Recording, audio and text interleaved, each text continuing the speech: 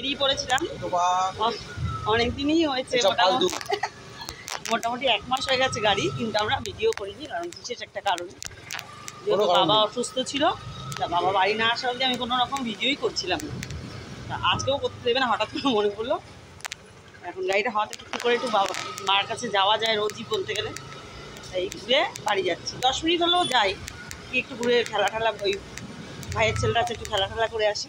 আমার নতুন সঙ্গী আমাদের এই যে, অনেক পুরনো শখ, মানে ওই বিয়ের আগে থেকেই শখ ছিল যে আমার সত্তার একটা গাড়ি হবে, মানে দোপায়া, নিশ্চয়ই 4 পায়া না, একদম 4 পায়াতে আমার কোনো শখ নেই, দোপায়া বাইক হোক বা স্কুটি।